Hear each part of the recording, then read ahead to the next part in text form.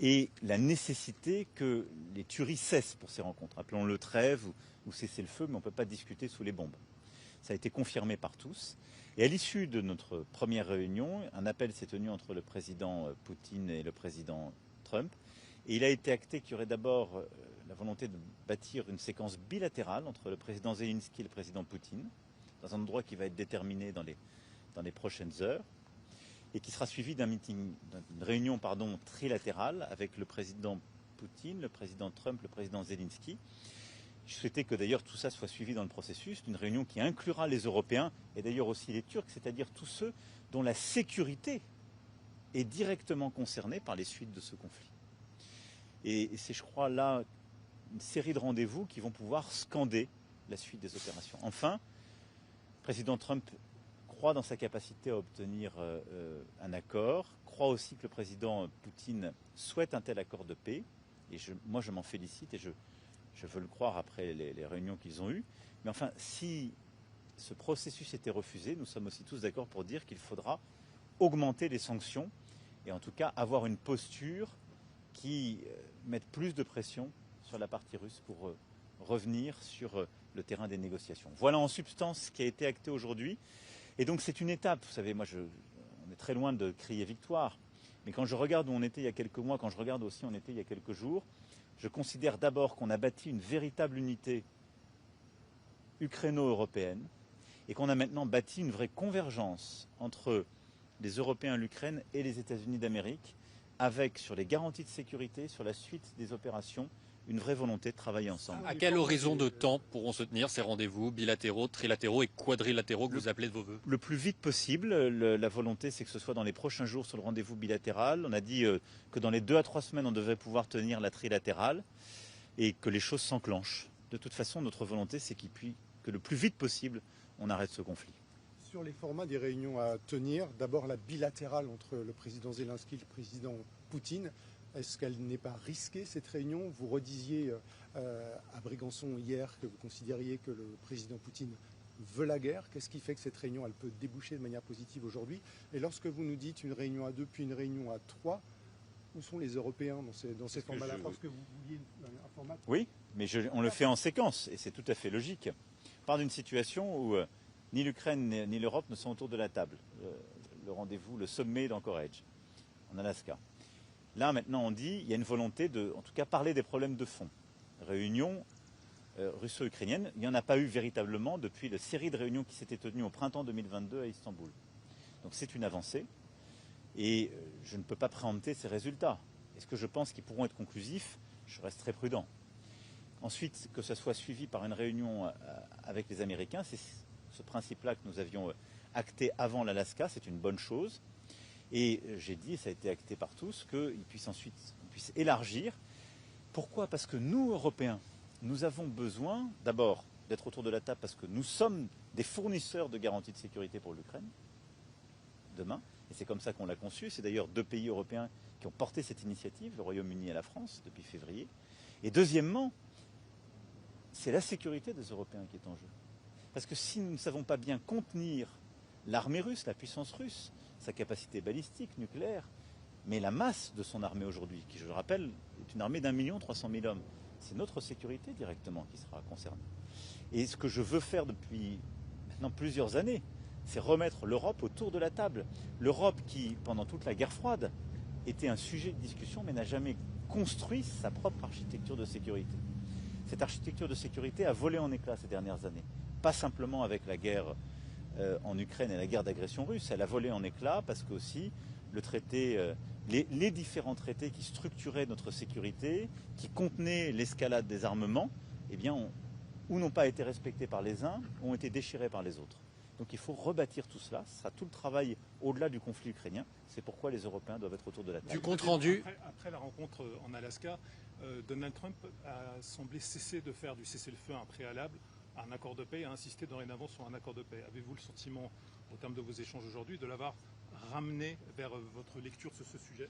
Non, enfin, nous on a toujours, on ne va pas inverser les rôles, nous Européens on a toujours dit on veut un accord de paix robuste et durable. Ce sont les États-Unis d'Amérique qui ont demandé en février un cessez-le-feu. Notre crainte était qu'il ne soit pas suivi d'une paix durable, et donc c'est pour ça qu'on a dit sécurité, garantie de sécurité. L'Ukraine a accepté le principe d'un cessez-le-feu. Depuis le mois de mars, c'est la Russie qui le refuse. Qu'est-ce qui s'est passé en Corrège? La Russie a à nouveau dit on refuse un cessez-le-feu. Mais le président Trump a eu la conviction qu'il pouvait rapidement conclure un traité de paix avec le président Poutine. Les événements vont nous le montrer. Simplement, je crois qu'il est convaincu maintenant, et le président Poutine le lui a redit, nous lui avons tous redit, qu'on ne peut pas discuter un traité de paix qui prend quand même plusieurs jours, voire plusieurs semaines, sous les bombes. Et qu'il a plusieurs fois lui-même exprimé une volonté aussi humanitaire d'arrêter les tueries, d'arrêter ce qui se passe contre les civils, et donc à cet égard, qui avait besoin d'avoir justement aussi une trêve. Donc, le journal Financial Times, cet après-midi, a publié un article selon lequel les Ukrainiens proposaient d'acheter pour 100 milliards de dollars d'équipements militaires américains comme condition, en quelque sorte, aux garanties de sécurité américaines.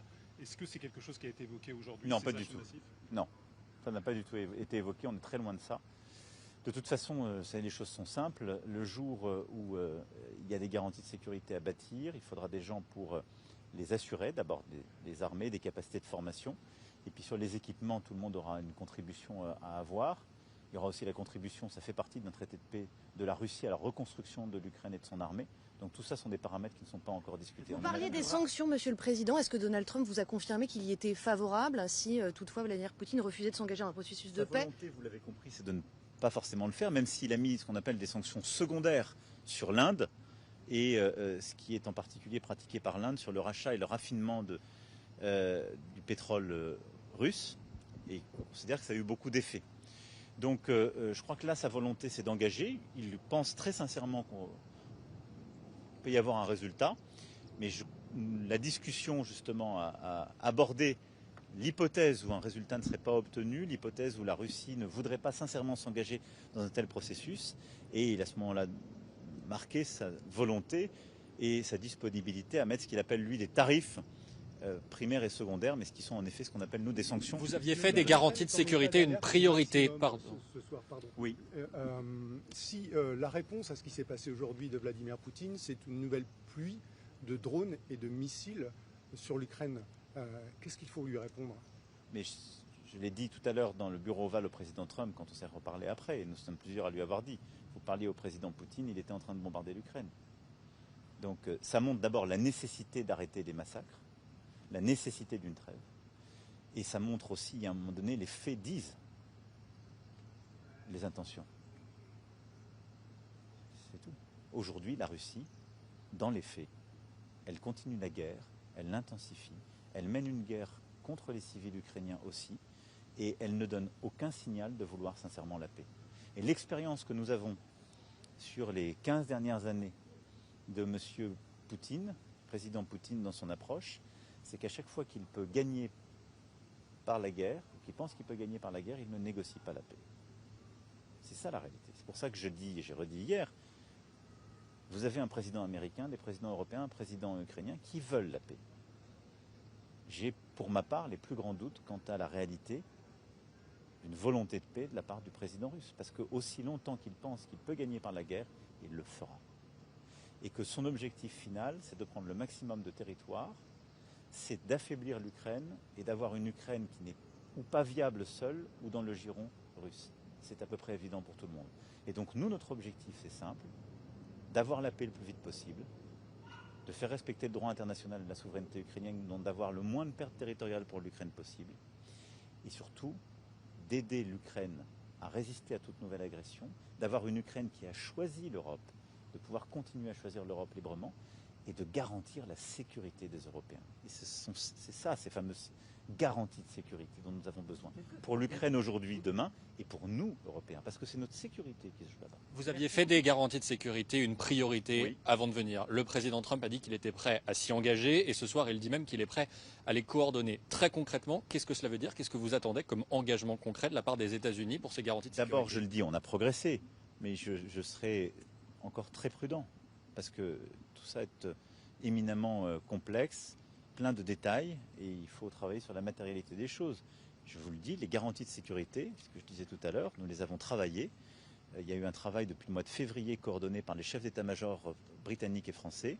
C'est le format d'une armée ukrainienne qui puisse résister et même dissuader toute agression russe, c'est-à-dire une armée de plusieurs centaines de milliers d'hommes que nous allons devoir équiper, former, maintenir dans la durée. C'est ensuite des forces de réassurance que les alliés sont prêts à fournir, mer, terre et air, et qui, sur certaines zones, garantissent justement qu'il n'y ait pas d'intrusion. Ce ne sont pas des zones chaudes. L'objectif de ces forces de réassurance, ce n'est pas d'être des garants d'opérations de maintien de paix. Ce ne sont pas des forces qui tiendront la frontière, mais elles signent un soutien stratégique et elles préserveront dans la durée cela. Donc tout ça, on l'a travaillé, on a le contenu. Je sais dire ce que... Ça veut dire que la contribution américaine... Mais ça, je ne sais pas y répondre puisqu'on commence le travail demain. Ce que je savais, que les États-Unis fassent le plus possible, parce que c'est ce qui nous permettra d'alléger le fardeau européen, et que les États-Unis apportent aussi leurs garanties, parce que c'était ça le vrai point d'interrogation. Et pour beaucoup de collègues européens, parce que cette discussion, en fait, on l'a commencée en février 2024 à Paris, lorsque j'ai dit qu'on devait justement recréer de l'incertitude stratégique. Donc on l'a commencé bien avant la coalition des volontaires. Et le point d'achoppement pour beaucoup de partenaires, c'était de savoir ce que feraient les Américains. Parce que c'était la nécessité de savoir si les Américains étaient engagés dans une telle opération. Ces derniers jours, les Américains ont marqué leur disponibilité et leur volonté de rentrer dans cette coalition. En tout cas, de travailler avec la coalition des volontaires et de travailler sur les garanties de sécurité. D'abord, je pense qu'il faut faire attention. L'article 5, il est propre à l'OTAN, qui est une organisation. On sait que les États-Unis eux-mêmes ont dit qu'ils ne souhaitaient pas que les Ukrainiens rentrent dans l'OTAN. Ensuite, il n'y a pas d'automaticité. Le même président américain l'a rappelé sur l'article 5. Je pense qu'il faut être très prudent. Et il faut être très prudent parce que c'est ce qu'on doit aux Ukrainiens et ce que nous nous devons à nous-mêmes. Vous savez, tout le monde a oublié. Mais l'Ukraine était une grande puissance nucléaire. La communauté internationale l'a convaincu de se dessaisir de ses armes nucléaires en 1994 dans un accord de Budapest où la Russie, je l'ai rappelé tout à l'heure au président Trump, la Russie s'est engagée par écrit à ne jamais agresser l'Ukraine.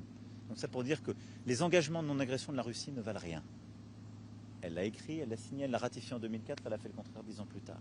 Mais la deuxième chose, où les premiers signataires, Royaume-Uni, États-Unis d'Amérique, puis après nous l'avons agréé, même si nous n'étions pas dans les premiers signataires de cet accord, disaient qu'en cas d'agression, on lancerait des mécanismes de sécurité, de solidarité au Conseil de sécurité. Je crois que tout le monde a constaté en 2014 qu'il n'y avait pas tellement de réalité. Donc là, les Ukrainiens, ils ont besoin, pas de déclaration de principe, ils ont besoin de substance. Et nous, c'est ce que nous leur devons si nous voulons que ces garanties de sécurité soient une réalité. C'est pour ça que je ne ferai pas de juridisme. Je crois que c'est un sujet qui est très militaire, c'est un sujet qui nécessite du sérieux et de la robustesse, et c'est ce qui a été préparé par nos chefs d'état-major. Merci à tous, on doit s'arrêter là. Merci, je vous remercie. En tout cas, c'est un engagement de travailler, c'est une volonté de participer à ces accords, ces garanties de sécurité, ce n'était pas le cas avant, d'y travailler. On commence dès demain, je vous dirai à la fin de la partie. Sur la cession des territoires ukrainiens, que vous a dit Donald Trump sur ce point? On n'a pas parlé de ce sujet du tout aujourd'hui. Et pour deux raisons. D'abord parce qu'on a dit la priorité c'est les garanties de sécurité. Ensuite on a dit c'est ce qui doit être discuté en bilatéral, en trilatéral. Voilà. Merci à vous. Merci beaucoup. Merci et un bon courage. On continue. C'est loin d'être fini comme vous l'avez compris.